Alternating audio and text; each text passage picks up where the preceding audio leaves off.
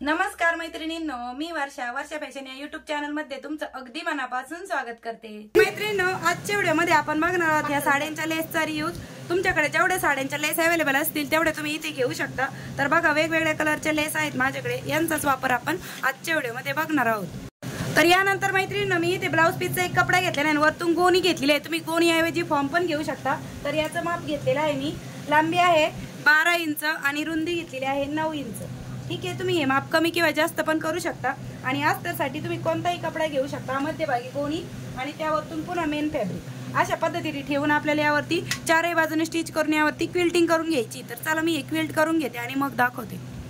तर बघा मैत्रिणींनो, अशा पद्धतीने मी हे दोन्ही साइडने ब्लाउज पीसचा कपडा आणि मध्यभागी गोणी स्टिच करून घेतलेली आहे। यावरती तिरपे टिपा मारून पण हा पूर्ण तीनही फॅब्रिक स्टिच करून घेतलेले आहे। ठीक आहे, आता यानंतर आपल्याकडे ज्या साडीच्या लेस घेतलेल्या होत्या आपण, ते आपल्याला अशा पद्धतीने एकाडे एक ठेवून स्टिच करून घ्यायचे। तुमच्याकडे जेवढे लेस अवेलेबल असेल तेवढे तुम्ही इथे 1 बाय 1 अशा लावून घ्यायचे। तर चला आता आपण हे लेस पण स्टिच करून घेऊया। तर मैत्रिणींनो, मी इथे थोडीशी जागा सोडून ही लेस लावून घेत आहे, एक्स्ट्राचा पार्ट कट करत आहे आणि दुसरी लेस लावल्याच्या नंतर त्याच्यामध्ये पण 2 लेसच्या मध्ये बघा साधारण 1 इंच अंतर ठेवत आहे। म्हणजे विदाऊट मेजरमेंट आहे, मी अंदाजेच थोडंसं अंतर ठेवूनच दुसरी लेस लावून घेत आहे वेगळ्या रंगाची। तुम्ही पण तुमच्याकडे जेवढ्या रंगाच्या लेस अवेलेबल असतील तेवढ्या तुम्ही अशा पद्धतीने लावू शकता आणि खूप सुंदर दिसते आणि डिझाईन पण खूप छान दिसते। आणि नवीन वेगळा आणि अशाच घरात पडलेल्या लेसचा तुम्ही वापर अशा पद्धतीने नक्कीच करू शकता। बघा, जुन्या साड्यांच्या लेस किंवा मग ब्लाउज पीसच्या जे ब्लाउज तुम्ही शिवत नसाल आणि त्याला पण लेस आलेल्या असतात, त्या पण तुम्ही अशा पद्धतीने वापरू शकता, इथे त्यांचा वापर करू शकता। तर बघा, इथे मी एकाडे एक रंग ठेवून ह्या जे काही लेस आहेत त्या अशा पद्धतीने स्टिच करून घेत आहे।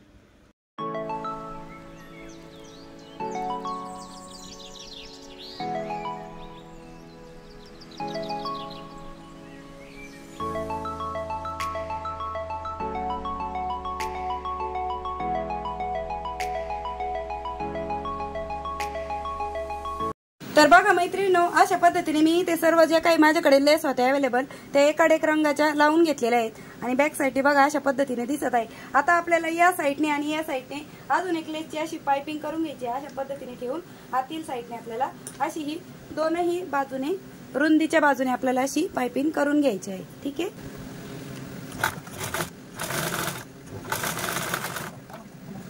तर बघा अशा पद्धतीने पाइपिंग टिप मारून घेतल्याच्या नंतर आपल्याला आतील साइडने अशा पद्धतीने फोल्ड करून घ्यायचे आणि यावरती पण स्टिच करून घ्यायचे।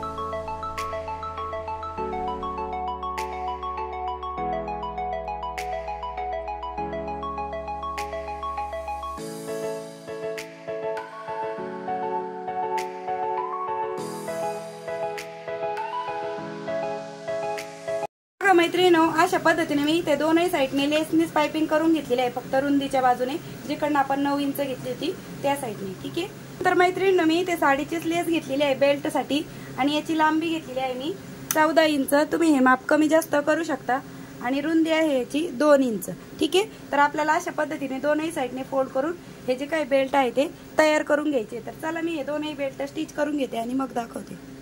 तर बघा मैत्रिणींनो, अशा पद्धतीने मी हे दोनही बेल्ट स्टिच करून घेतलेले, कडेकडेने दोन्ही बेल्टला स्टिच करून घेतलेले। आता यानंतर हा जो पार्ट आहे आपला 12 इंच रुंदीचा, तर बघा मी आतील साइडने कडेपासून 2.5 इंचावरती मार्क करून घेत आहे बेल्ट लावण्यासाठी।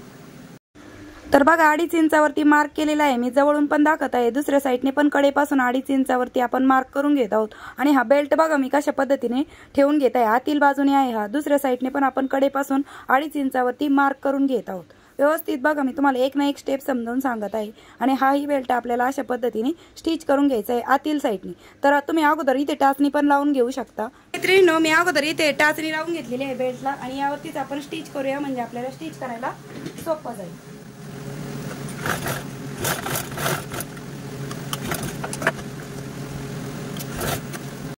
तर मैत्रिणींनो, तुम्हाला माझी शिकवण्याची सांगण्याची पद्धत आवडत असेल तर प्लीज व्हिडिओला एक लाईक नक्की करा आणि व्हिडिओ शेअर पण करा इतर ताईंना, म्हणजे ज्या ताईंना शिवणकामाची आवड आहे त्यांच्यापर्यंत हा व्हिडिओ पोहोचेल।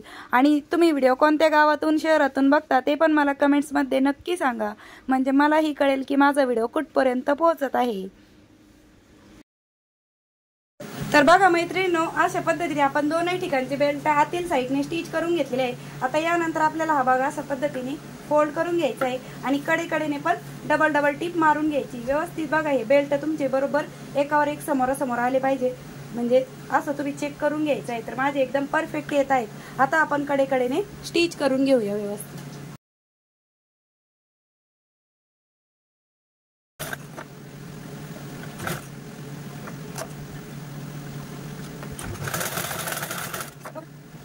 तर बघा मैत्रिणींनो, अशा पद्धतीने मी दोनही साईडने डबल डबल टिपा मारून घेतलेला आहे कडेकडेने लॉकच्या साईडने. तुम्हाला हवं असेल तर तुम्ही पायपिंग पण करून घेऊ शकता. आता हा भाग आपण राईट साईडला टर्न करूया.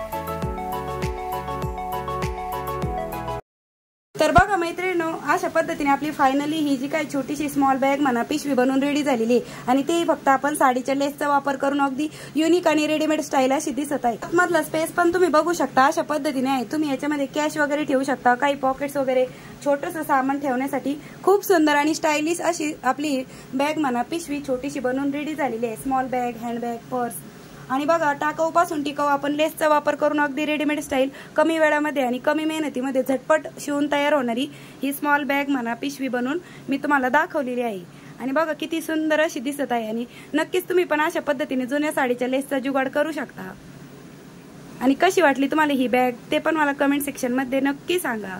आणि वेळात वेळ काढून तुम्ही आपला आजचा हा व्हिडिओ इथपर्यंत बघितला त्याबद्दल तुम्हा सर्वांचे खूप मनापासून धन्यवाद. भेटूया पुन्हा नेक्स्ट व्हिडिओमध्ये. तोपर्यंत bye bye. Thanks for watching. Shri Swami समर्थ.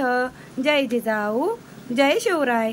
तर मैत्रिणींनो, तुम्ही याच्यापेक्षा मोठी साईज घेऊन मोठी पण बनवू शकता. म्हणजे साडीच्या लेसचा कसा वापर करायचा ते तुम्हाला आयडिया येईल. मग तुम्ही अशाच पद्धतीने मोठी साईज पण बनवू शकता.